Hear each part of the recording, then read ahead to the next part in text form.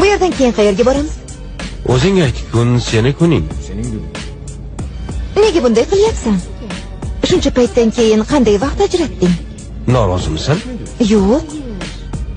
Hayot, bilib bo'larmidi? Balki bundan keyin 24 soatimiz bo'lmas.